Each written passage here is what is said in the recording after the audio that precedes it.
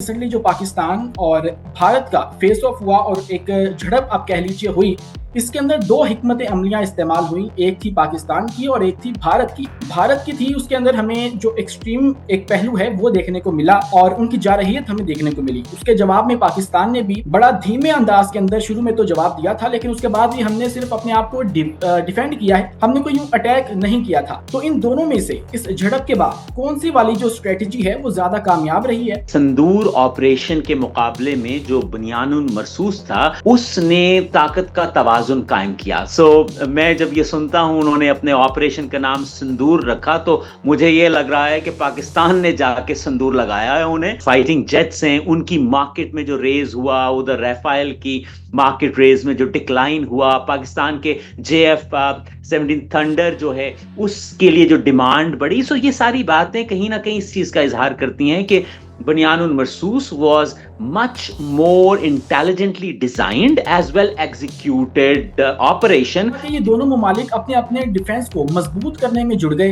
भारत नया असला खरीद रहा है, billion and trillions of dollars की डील्स की जा रही हैं। अब देख लीजिए, अग्नि वी तैयार किया जा रहा है जो कि एक बंकर बस्टर मिसाइल है। इसका क्या मकसद है और उसके मुकाबले में पाकिस्तान को क्या इस आर्म रेस का हिस्सा बनना चाहिए? Is it good for our defence? Bharat को यह महसूस करवा दिया कि ये जो आप गलत फहमी का शिकार हैं कि तवाजुन नहीं रहा, अब हम कहीं पहुंच चुके हैं और हमारा हमसाया मुल्क पाकिस्तान इस मामले में बहुत नीचे है। तो वो मेरे ख्याल से तो आपका जो सवाल है कि वो जो स्पेंडिंग बढ़ाई है, पाकिस्तान, चाइना और अमेरिका को दोनों को एक ही साथ इंगेज किए हुए हैं और इट्स टोटली अनयूजुअल। मतलब एक को लेकर चलना पड़ता है, दोनों को आप नहीं रख सकते। एक म्यान में दो तलवारें नहीं रह सकती। तो दो सुपर पावर्स हैं जिनकी आपस में यूं लगती है, तो वो किस तरह से एक पॉइंट के ऊपर मुत्तफिक हैं और वो पाकिस्तान है। Dominance is slightly balancing out. हमें कहा जाता है कि आपने एक ब्लॉक के अंदर रहना है, चाइना के अंदर या अमेरिका के अंदर। कल को ट्रंप है, सनकीस आदमी है, अनसर्टेन सूरत हाल है सारी, तो वो इस तरह की कोई बात कर देता है कि अगर चाइना के साथ आपने ये वाला मामला किया या डील की या मजीद जो अपनी कॉपरेशन है उसको इंक्रीज करने की कोशिश की, तो आपके ऊपर टैरिफ जो है वो लगा दिया जाएगा। तो तब हमें क्या करना चाहिए इन दोनों में से, अगर एक चॉइस हो पाकिस्तान के पास चूज करने के लिए? अब आपके साथ जो चीन खड़ा है वो 1960 और 70 वाला चीन नहीं है। तो मेरे ख्याल से वो जिस तरह कहते हैं ना कि आपकी मदद के लिए सबसे पहले आपका हमसाया आता है। तो मेरे ख्याल से हमारी जो रीजनल जो एक स्ट्रेंथ बन रही है, जिसमें चाइना है, जिसमें रशिया है, जिसमें आप अगर साउथ ईस्ट की तरफ जाएं तो इंडोनेशिया है, मलेशिया है, तो हमें मेरे ख्याल से इस पार को, और ईरान है, फिर तुर्किया है जिससे हम ड्रोन टेक्नोलॉजी के ऊपर बात कर रहे हैं, उन्होंने हमारी बहरी बेड़ों में मदद की। तो I think we should choose this region as the supreme one. सलाम दोस्तों, मैं हूं उमैस मुनीर, आप देख रहे हैं हमारा यूट्यूब चैनल। दोस्तों, इस वक्त दुनिया के ऊपर एक बार फिर से काली घटाओं के साए हैं। नई नई जंगें शुरू हो रही हैं। आलमी सतह के ऊपर जो मामलात हैं वो बिगड़ते हुए नजर आ रहे हैं। आप यूक्रेन और रशिया वाली जंग देख लीजिए, गजा के मामला देख लीजिए, और अब तो एक नई जो जंग है वो शुरू हो चुकी है दुनिया के अंदर, कंबोडिया की और थाईलैंड की। और रिसेंटली जो पाकिस्तान की जंग हुई उसका तो आपको पता ही है, जिसकी कहानियां अभी भी खुल खुल कर सामने आ रही हैं। उसकी बात की क्या सूरत हाल है दुनिया के अंदर, जिस तरह से जियो पोलिटिकल शिफ्ट आया है, उस पर गुफ्तगू करने के लिए आज हमारे साथ मौजूद हैं डॉक्टर हमजा अली। इनसे इन सवालात के जवाब तलाश करने की कोशिश करेंगे। Welcome sir. बहुत बहुत शुक्रिया, थैंक यू मैस। सर, आपने देखा रिसेंटली जो पाकिस्तान और भारत का फेस ऑफ हुआ और एक झड़प आप कह लीजिए हुई, इसके अंदर दो हिकमत अमलियां इस्तेमाल हुई। एक थी पाकिस्तान की और एक थी भारत की। भारत की थी, उसके अंदर हमें जो एक्सट्रीम एक पहलू है वो देखने को मिला और उनकी जारहियत हमें देखने को मिली। उसके जवाब में पाकिस्तान ने भी बड़ा धीमे अंदाज के अंदर शुरू में तो जवाब दिया था, लेकिन उसके बाद भी हमने सिर्फ अपने आप को डिफेंड किया है, हमने कोई यूं अटैक नहीं किया था। तो इन दोनों में से इस झड़प के बाद कौन सी वाली जो स्ट्रेटेजी है वो ज्यादा कामयाब रही है? क्या वो भारत की जारहियत फॉल्स फ्लैग ऑपरेशन वाली जो पाकिस्तान के ऊपर डाली गई और उसके बाद एक जंग शुरू की गई, क्या वो कामयाब थी, या फिर पाकिस्तान का यूं धीमे अंदाज के अंदर उसको रिस्पॉन्स करना वो कामयाब रहा? जी, अब आपका जो सवाल है, दुनिया अब इस चीज को तस्लीम कर चुकी है कि संदूर ऑपरेशन के मुकाबले में जो बुनियानुन मरसूस था उसने ताकत का तवाजुन कायम किया। मैं जब ये सुनता हूं उन्होंने अपने ऑपरेशन का नाम संदूर रखा, तो मुझे ये लग रहा है कि पाकिस्तान ने जाके संदूर लगाया है उन्हें। और उसके बाद फिर आपको पता है। मेरे ख्याल से जो स्ट्रेटेजिक अलायंस और स्ट्रेटेजिक रिस्पांस है वो पाकिस्तान का बहुत बेहतर रहा, और इसको सिर्फ ये नहीं कि हम बीइंग अ पाकिस्तानी कह रहे हैं, दुनिया ने तस्लीम किया। और जो एविएशन इंडस्ट्री में और चाइनीज जो एविएशन है, फाइटिंग जेट्स हैं, उनकी मार्केट में जो रेज हुआ, उधर राफेल की मार्केट रेज में जो डिक्लाइन हुआ, पाकिस्तान के JF-17 थंडर जो है उसके लिए जो डिमांड बढ़ी। ये सारी बातें कहीं ना कहीं इस चीज का इजहार करती हैं कि बुनियानुल मरसूस was much more intelligently designed as well executed operation, जिसने भारत का वो जो चेहरा है कि फॉल्स फ्लैग ऑपरेशन और झूठ की बुनियाद पे एक वो ऑपरेशन करना, उसको भी वाजे कर दिया है दुनिया के सामने। सर इसके बाद हमने देखा जब ये झड़प खत्म हुई, उसका जो भी फैसला है वो हमारे सामने तो वाजे हो गया, लेकिन भारत ने उसको भी शेडी करने की कोशिश की। लेकिन उसके बाद हमने देखा कि ये दोनों ममालिक अपने अपने डिफेंस को मजबूत करने में जुड़ गए। भारत नया असला खरीद रहा है, billion and trillions of dollars की डील्स की जा रही हैं। अब देख लीजिए अग्नि वी तैयार किया जा रहा है जो कि एक बंकर बस्टर मिसाइल है। इसका क्या मकसद है, और उसके मुकाबले में पाकिस्तान को क्या इस आर्म रेस का हिस्सा बनना चाहिए? Is it good for our defence? अब आपके सवाल के दो तीन पहलू हैं। पहला पहलू ये है कि भारत जो है वो उसकी जो स्पेंडिंग है वो मजीद बढ़ गई है। तो पहली बात तो ये समझने की जरूरत है कि अगर उसने स्पेंडिंग बढ़ा दी है तो उसने उस हर्जा सराय को महसूस किया है कि हम शायद समझते थे कि अब हमारे पास जो हिकमत अमली और हमारे पास जो असलाह है और रफाइल हैं वो शायद उसके आगे कोई टिक नहीं सकता। तो पाकिस्तान ने इस चीज को एक तो बताया कि ट्रेडिशनल वॉरफेयर हो या जो मॉडर्न वॉरफेयर है। आपको पता है कि ये जो पाकिस्तान और इंडिया की झड़प रही, इसमें ट्रेडिशनल वॉरफेयर नहीं था। एक नए अंदाज में ड्रोन का एक सहारा लिया गया और एक बिल्कुल नया अंदाज हमने देखा कि जंग का था। और उसमें पाकिस्तान ने भारत को यह महसूस करवा दिया कि ये जो आप गलत फहमी का शिकार हैं कि तवाजुन नहीं रहा, अब हम कहीं पहुंच चुके हैं और हमारा हमसाया मुल्क पाकिस्तान इस मामले में बहुत नीचे है। तो वो मेरे ख्याल से तो आपका जो सवाल है कि वो जो स्पेंडिंग बढ़ाई है वो बेसिकली इंफीरियोरिटी कॉम्प्लेक्स को कवर करने का एक तरीका है कि ओके, मुझे याद है जब इससे पहले वाकया हुआ और जब हमने उनके मोहतरम पकड़े थे जिन्होंने फैंटास्टिक टी का जिक्र भी किया था, तो उस वक्त भी जो मोदी साहब थे उन्होंने यही कहा था कि अगर हमारे पास बेहतर जहाज होते तो हम कुछ और कर पाते। और उन्होंने बेहतर जहाज ले भी लिए, लेकिन उसका so the spending more money from the side of the India is a reflection of their inferiority complex even in the modern warfare. Yes, ये इस चीज का भी इजहार है कि ये जो जंगबंदी है ये शायद वक्ती है। इसके अंदर प्रेपरेशन शायद हो रही हैं कि हमारे साथ जो हुआ, हमारे साथ जिसे हम सादा जुबान में कहते हैं ना, हमारे साथ जो हाथ हो गया है, हमने उसका कहीं ना कहीं रिवेंज लेना है। एक इंतकामी सोच हो सकती है कि उनकी साइड पे हो, और कई हल्के समझते हैं कि ये जो जंगबंदी है ये वक्ती है। So I hope I answered your question कि the spending of money is a representation of their inferiority complex as well as the preparation to respond back, जो भी पाकिस्तान ने उनके साथ किया। राइट सर, हमने देखा कि जैसे ही ये मामला खत्म हुआ, सीज फायर हुआ, उसके बाद ये मैदान जंग के वाला जो मामला है उसको तो जो है वो रोक लिया गया। लेकिन उसके बाद एक और जो लड़ाई है वो खारजा महाज के ऊपर शुरू हुई। पाकिस्तान ने दौरे करना शुरू किए, और स्पेशली हमसे भी पहले हमारे हमसायों ने इस तरह के जो विजिट हैं वो करना शुरू किए। रशिया का विजिट किया गया और दोनों ने अपने अपने एक वक्त बनाए थे। तो उनमें से दोनों में से किसका पलड़ा जो है वो ज्यादा भारी रहा है, उसमें कौन कामयाब हुआ? आपका सवाल बहुत इंपॉर्टेंट है। हम हमेशा ये बात महसूस करते रहे कि सफारती मैदान में पाकिस्तान हमेशा स्लो और लो प्रोफाइल रहा है, और हमारी जो हिकमत अमली है सफारतकारी के मामले में वो वेल डिजाइंड और वेल स्ट्रक्चर्ड नहीं है। Before I answer to your question कि हमने इस पर कैसा रिस्पॉन्ड किया, वी नीड टू अंडरस्टैंड कि ये जो मामला हुआ, ये जो जंग हुई और फिर जंग बंदी हुई, इसके खत्ते पे एक सर्टन असरात हैं। नंबर वन, कि दुनिया ने दोनों ममालिक की जो एटमी हसासियत है उसको महसूस किया कि ओके, दोनों एटॉमिक पावर्स हैं, देयरफॉर बड़ी ताकतें और खुसूसन अमेरिका गॉट इन टू कि नहीं जी इसे बंद करें, ये तो बात बढ़ जाएगी, because there was a misunderstanding के एक साइड से भारत से हमला होगा और खामोशी हो जाएगी, लेकिन द वर्ल्ड रियलाइज। तो मेरे ख्याल से इस खित्ते की एटमी हसासियत के हवाले से जो इंपॉर्टेंस है वो वाज़ेह हुई। दूसरा, इस जंग की वजह से जो कश्मीर का तनाज़ा है, जो कि भारत ने पिछले सालों में मेहनत करके सफारत कारी की सतह पे बायलैटरल बनाने की कोशिश की कि ये हमारा और पाकिस्तान का इशू है, इसे हम खुद ही हैंडल करेंगे, तो मेरे ख्याल से कश्मीर का मामला अब बायलैटरल से निकल के मल्टीनेशनल और इंटरनेशनल बैनुल अक़वामी सतह पे चला गया। तो ये एक और मुझे लगता है कि इस जंग का एक रिजल्ट है।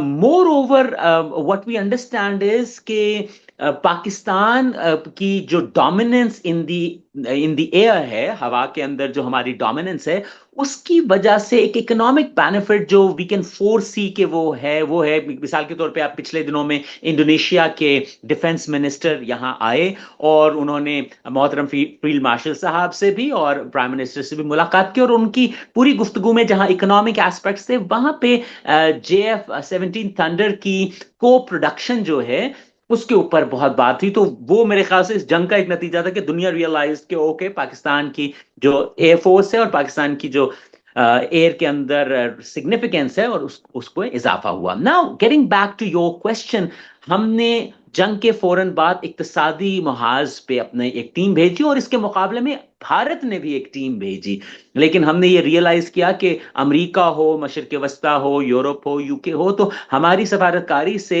हमने अपना जो नैरेटिव है जो कि सच पे मबनी था, हकीकत पे मबनी था, और जो भारत की जारहियत थी उसको वाजे और उसको दुनिया के सामने बेनकाब करने वाला था, उससे हमें बहुत फायदा हुआ। और I think we got the sympathetic side of the global powers and they realized that India actually did not play nicely or decently in this war. Sir इस जंग के बाद हमने एक और चीज भी जो है वो गैर मामूली देखी, और वो ये था कि अमेरिका जो है वो हमारे साथ बहुत ज्यादा फ्रेंडली हो चुका है।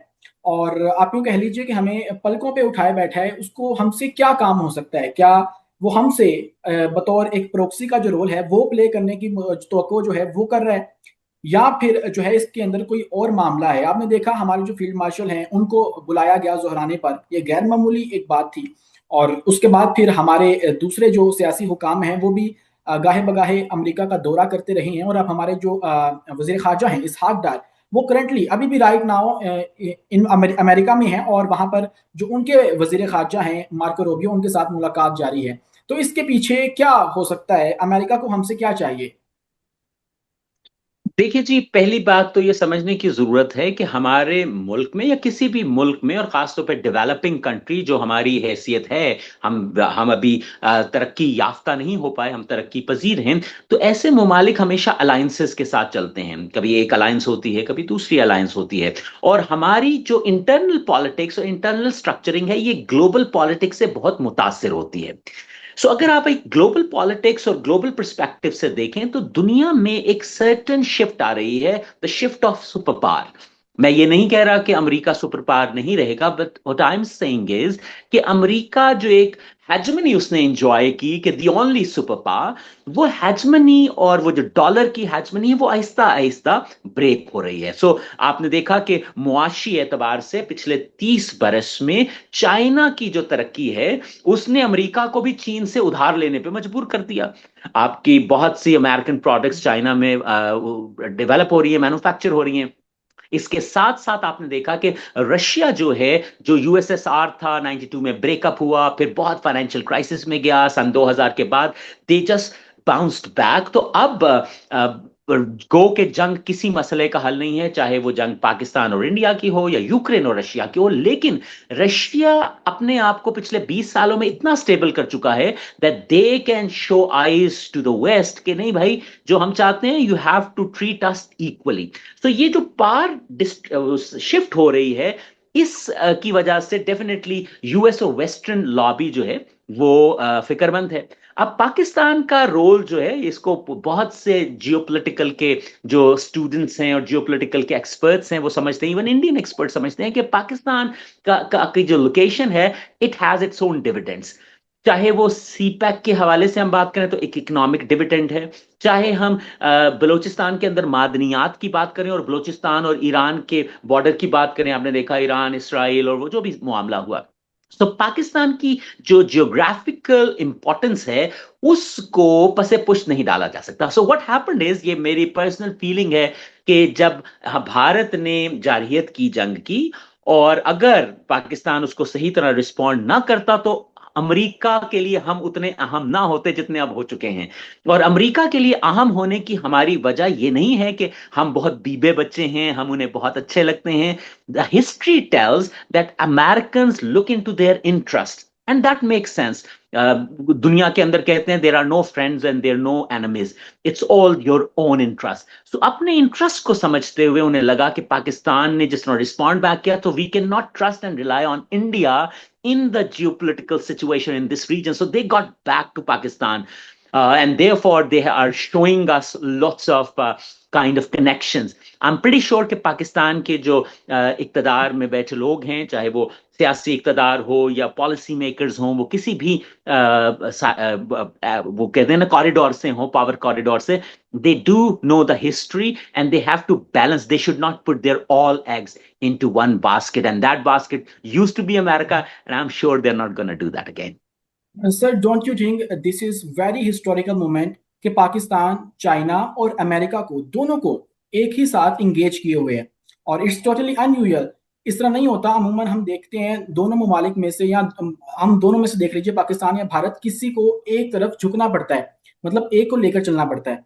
दोनों को आप नहीं रख सकते, एक म्यान में दो तलवारें नहीं रह सकती। तो एक दो जो दो सुपर पावर्स हैं जिनकी आपस में यूं लगती है, तो वो किस तरह से एक पॉइंट के ऊपर मुत्तफिक हैं, और वो पाकिस्तान है। मेरे ख्याल से उमेश आपका सवाल बहुत इंपॉर्टेंट है, लेकिन अगर हम हिस्ट्री में भी देखें तो yes there was an American dominance in Pakistan, लेकिन पाकिस्तान ने चीन के साथ अपने ताल्लुकात हमेशा रखे। और आपके इल्म में ही होगा कि जब अमेरिका और चीन की जो मुलाकात थी back in 60s and 70s, उसमें पाकिस्तान ने मीडिएटर का रोल दिया था और उस कनेक्ट करवाया था। And the visit the American president visited China, तो उसमें जितनी मीडिएशन थी वो पाकिस्तान के थ्रू थी। तो Pakistan always kept China along. गो के हमारे यहाँ डोमिनेंस अमेरिकन पॉलिसी की रही या अमेरिकन इंटरेस्ट की रही। आपको इल्म है कि आपके इल्म में है कि हमारे पास जो स्टील मिल है वो रशिया का तोहफा थी, तो रशिया के साथ भी पाकिस्तान का कनेक्शन रहा। But you are very right कि अमेरिकन डोमिनेंस रही। Now what's happening is the dominance is slightly balancing out. यानी अब हम बजाहिरन हमें एक साइड पे लगता है कि चाइना की डोमिनेंस पाकिस्तान में हो रही है, अब चाहे वो इकोनॉमिक हो, डेवलपमेंट हो, टेक्नोलॉजी हो। आपको अब पाकिस्तान में चाइनीज जो है डायस्पोरा बहुत मिलता है। But at the same time हमारे अमेरिका के साथ लिंकेजेस, तो मेरे ख्याल से दुनिया अब जिस तरफ जा रही है, वो दुनिया अब इस चीज को समझती है कि किसी एक के साथ जुड़ना जरूरी नहीं है। We have to look into the economic interest और then we have to balance out. और मेरे ख्याल से इस हवाले से हमें इंडिया की सफारतकारी और इंडिया की बैलेंसिंग से भी कोई सबक सीखना चाहिए कि जब यूक्रेन और रशिया की वॉर हुई, उससे कुछ ही अरसा पहले मोदी साहब अमेरिका गए, उन्हें बहुत ज्यादा उनका वेलकम किया गया, बहुत ज्यादा आवभगत हुई। लेकिन जब यूक्रेन और रशिया का मामला आया तो इंडिया टुक अ स्टैंड और उन्होंने कहा कि नहीं, हम रशिया के खिलाफ बात नहीं करेंगे। और उनके मीडिया ने रिजेक्ट नहीं किया invasion of Russia into Ukraine. So it means they sir, balanced हाँ, आउट। तो जब भी कोई पाकिस्तान ऐसा स्टैंड लेता है तब कोई ना कोई उसे कॉन्सिक्वेंसेस का सामना करना पड़ता है। अब अगर आप बात कर रहे हैं, भारत ने रशिया के हक में स्टैंड लिया और अमेरिका को जो है वो जवाब दिया, तो उसके नतीजे में उनके ऊपर सैंक्शंस भी लग रही हैं, उनको टैरिफ्स की धमकियां भी दी जा रही हैं। In case we have got to choose one side, what will do and what we should do. कि हमें कहा जाता है कि आपने एक ब्लॉक के अंदर रहना है, चाइना के अंदर या अमेरिका के अंदर। कल को ट्रंप है, सनकीस आदमी है, अनसर्टेन सूरत हाल है सारी, तो वो इस तरह की कोई बात कर देता है कि अगर चाइना के साथ आपने ये वाला मामला किया या डील की या मजीद जो अपनी कॉपरेशन है उसको इंक्रीज करने की कोशिश की, तो आपके ऊपर टैरिफ जो है वो लगा दिया जाएगा। तो तब हमें क्या करना चाहिए इन दोनों में से, अगर एक चॉइस हो पाकिस्तान के पास चूज करने के लिए? देखें, अगर आप मेरी जाती राय सिर्फ लेना चाह रहे हैं तो अगर ऐसी सूरत हाल आए, जो कि मुझे लगता है नहीं आएगी क्योंकि अब चीजें बैलेंस होकर ही दुनिया चलेगी, लेकिन अगर ऐसी सूरत हाल आई जो आपने पेश की है कि वी हैव टू डिसाइड, अगर वो कह देते हैं कि आर वे और द हाईवे, तो मुझे ये लगता है कि हमें अपनी रीजनल पावर जो कि वेल एस्टैब्लिश्ड है, यहाँ पे आपके नाजरीन को ये समझने की जरूरत है कि बैक इन 60s और 70s when we were dominate, जो अमेरिकन पॉलिसी डोमिनेट कर रही थी पाकिस्तान में, तो उसकी एक वजह ये थी कि चाइना वाज एस्टैब्लिशिंग, उसका फेज डेवलपमेंट का था। अब आपके साथ जो चीन खड़ा है वो 1960 और 70 वाला चीन नहीं है।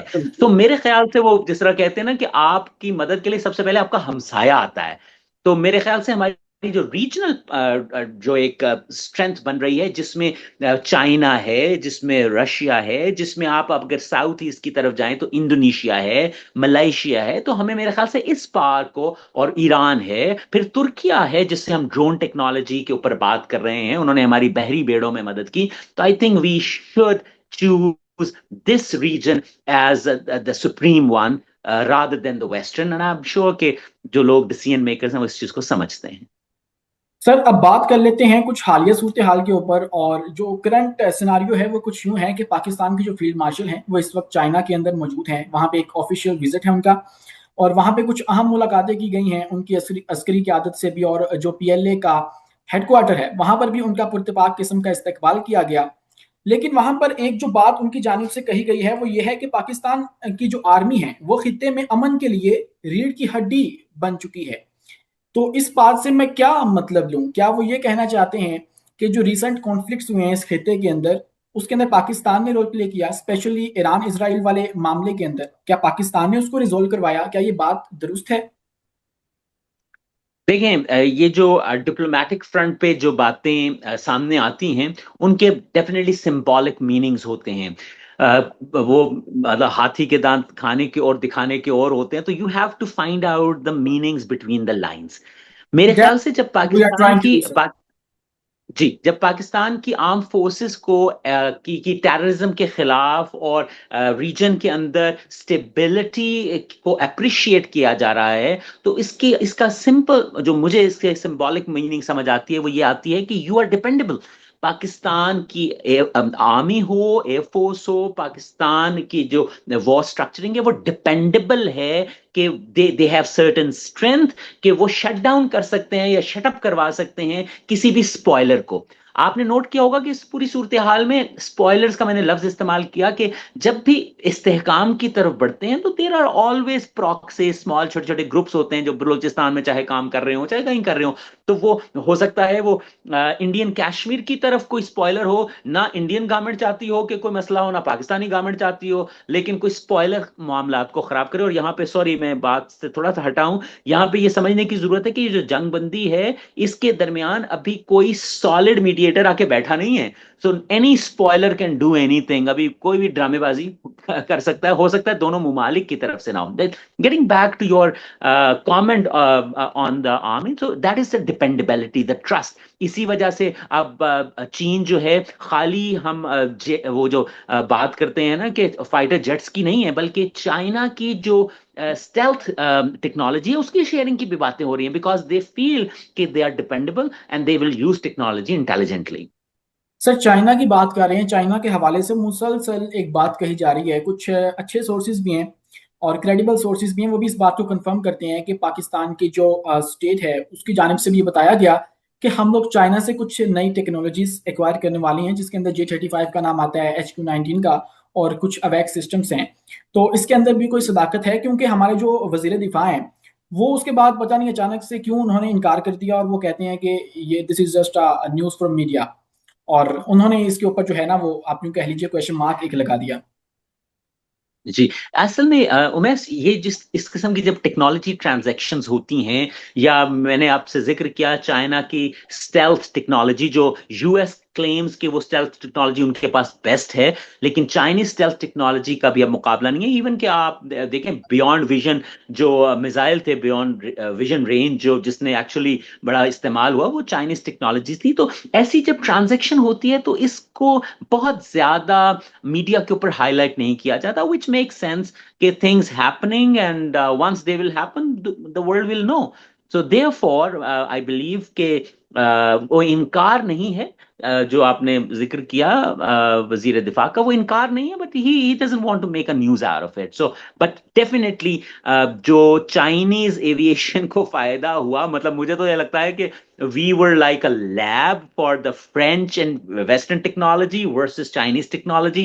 And in this lab, we were siding the Chinese technology, and they got the entire stage. So yeah, things are. I'm pretty sure कि technology transaction और transformation और exchange की बहुत सी चीजें होने वाली हैं। सर अब इस जो है वो फ्रूटफुल सेशन को वाइंड अप करते हुए दो तीन लास्ट क्वेश्चंस हैं। सबसे पहले तो भारत की जानिब से इल्जाम लगाया जाता है कि Pakistan is getting help from Türkiye and China, और वो ये भी जी कहते हैं कि हम लोग रियल टाइम डाटा वहां से ले रहे थे और उसको इस्तेमाल करते हुए भारत को जो है वो निशाना बनाया गया। Is it true? There any possibility that Pakistan could get real time data from Turkiye और चाइना? देखें जी, अगर भारत इस चीज का इल्जाम लगाता है तो ये इल्जाम लगाने की मतलब डेफिनेटली वो प्रूव करे या जो भी करे। सो जब भी अलाइंसेस बनती हैं तो they do help each other, they help each other with the intelligence services. तो जब हम तुर्किया की बात करते हैं, ईरान की, सऊदी अरब से, तो इंटेलिजेंस शेयरिंग भी होती है। चाइना की बात करते हैं तो इंटेलिजेंस और टेक्नोलॉजी शेयरिंग भी होती है। तो if it is happening, everybody knows that China has interests in Pakistan and Pakistan has its interests aligned with China. So if they are helping out each other, let people think what they think. हम ये तो बारहा दफा कहते हैं कि हम असला खरीदने वाले हैं, स्टेल्थ टेक्नोलॉजी हम लोग एक्वायर कर लेंगे, लेकिन अभी तक जो हम एक डेवलपिंग स्टेट हैं सबको पता है, तो इसके लिए जो रकम चाहिए होती है, क्योंकि एक महंगे काम होते हैं और सुपर पावर्स ही इसको अरेंज कर पाती हैं, मैनेज कर पाती हैं, तो क्या हमारे पास इतनी रकम होगी कि हम लोग J-35 ले लें, HQ-19 ले लें, या फिर जो दीगर अवैक सिस्टम्स हैं उनको ले लें?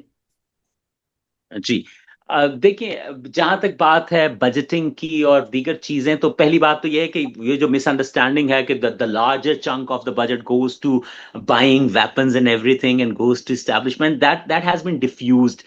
मतलब आर्गुमेंट करने वाले जो मर्जी आर्गुमेंट करें, लेकिन जो रियल टाइम डेटा हमारे सामने है बजट का, उसमें ये वाला एस्पेक्ट डिफ्यूज हुआ है। जहां तक बात, आपकी बात बिल्कुल बजा है कि जब आप देखें, यहाँ पे ये बात समझने की जरूरत है कि अगर आज आप एटॉमिक एनर्जी ना होती, जिसके ऊपर बहुत पैसा लगा, बहुत वक्त लगा, और एक वक्त था जब कहा गया कि हम सूखी रोटी खा लेंगे but we will make the atomic bomb, अगर वो थ्रेट ना होता और आपके पास सही टेक्नोलॉजी का इस्तेमाल करने की एक्सपर्टीज ना होती, तो ये जो तवाजुन है ना ताकत का, ये कायम ना रह पाता।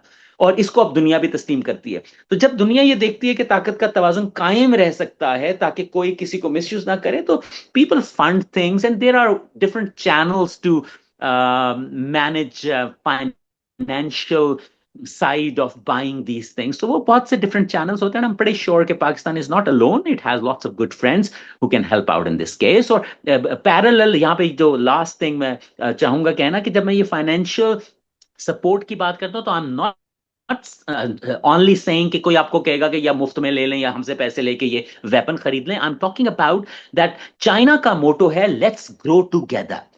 देयरफॉर ये जितना सीपैक का मामला है, जितनी इकोनॉमिक और इंडस्ट्री डेवलपमेंट है, इसका मतलब है कि आप इकोनॉमिकली इतने स्ट्रांग हो जाएं कि then you can buy things.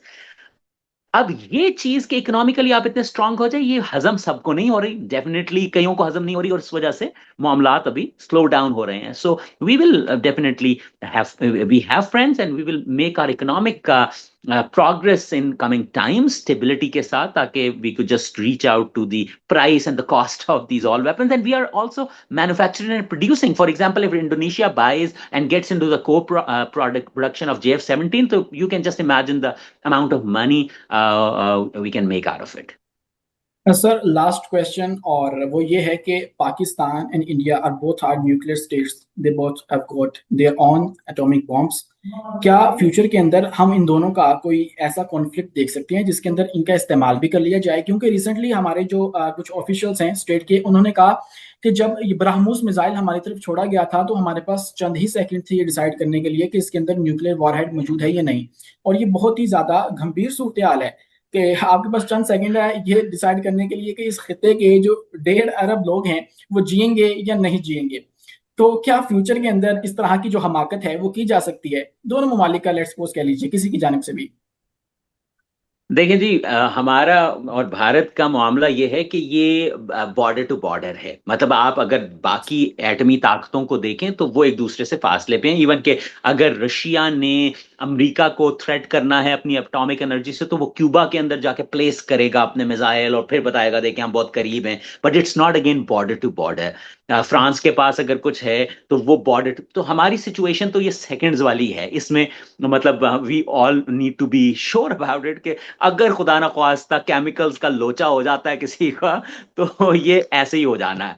सो वो आई एम प्रीटी श्योर कि दुनिया ने पिछले हजारों साल जो इंसानी तारीख 5,000 साल की है एस्टैब्लिश, उसमें अल्टीमेटली आज इंसान ये समझ चुका है कि जो एनर्जीज के ऊपर हमारा कंट्रोल है, जैसे एटॉमिक एनर्जी है, सो उस एनर्जी को हमने इस तरह लेके चलना है कि वो हमें ही तबाह ना कर दे। देयर फॉर ममालिक जो है वो जंप इन करते हैं। तो आई एम प्रीटी श्योर कि ये जो आपने जिस चीज का खदशे का इजहार किया कि क्या ऐसा हो सकता है, तो होने को तो क्या नहीं हो सकता, वो मुझे शेर याद आ जाता है कि तुम हमारे ना हुए वरना दुनिया में क्या नहीं होता। तो होने को तो कुछ भी हो जाएगा, लेकिन आई एम प्रीटी श्योर कि the world has become to a level of sanity, समझदारी की उस सतह पे आ गई है कि वो ऐसा होने नहीं देगी। सर लास्ट पे वाइंड अप करते हुए इसका बस एक कमेंट आपका चाहूंगा, एनालिसिस। भारत पाकिस्तान के मामला तो देख लिए, लेकिन पाकिस्तान के जो अंदरूनी मामला इस वक्त चल रहे हैं, बलूचिस्तान के अंदर सी पैक वाला मामला, और जो बीएलए जिस तरह से एक्टिव है, फितरतुल हिंदुस्तान फितरतुल खारिज की जो इस वक्त सरगर्मियां हैं वो तेज हो चुकी हैं, और उसके अंदर खतरनाक जो असला है वो इस्तेमाल किया जा रहा है। ड्रोन्स अटैक जो है उनके अंदर शिद्दत देखने को मिली है। तो इसके ऊपर आपका क्या कमेंट होगा? अब मैंने जैसे आपसे पहले जिक्र किया था कि बड़ी ताकतें जो हैं वो फोर्थ फ्रंट पे अब नहीं आ सकेंगी, और हो सकता है वो चाहें भी ना कि कोई इस किस्म की सूरत हाल बने। लेकिन अगर वो चाहेंगे भी तो they will play around with the small proxies. वो दुनिया में इसी तरह आजकल सिलसिला चल रहा है, जैसे कोवर्ट वॉर भी कहते हैं। तो ये जितना सिलसिला आपने बलूचिस्तान का जिक्र किया, या आप फाटा की तरफ जाएं या कहीं भी अगर आप देखते हैं कि ऐसी कोई हरकत हो रही है, तो I think the state has to have a very clear message, it's not tolerable. Zero tolerance state को इस पे दिखानी होगी। उसमें चाहे कोई रेज इशू किया जाए, किसी की भी जानिब से किया जाए, there has to be a zero tolerance. Pakistan comes first, सबसे पहले Pakistan, that should be the red line. Thank you so much, sir, for your precious time, and it was lovely to talking to you. It was my first interaction with you. Although my colleagues were in touch with you back lately, and but it was my first because I joined this company later. So बहुत मजा आया आपसे बात करके। आपके वक्त का बहुत ज्यादा शुक्रिया। और मैं आपका भी बहुत बहुत शुक्रिया। It's lovely talking to you.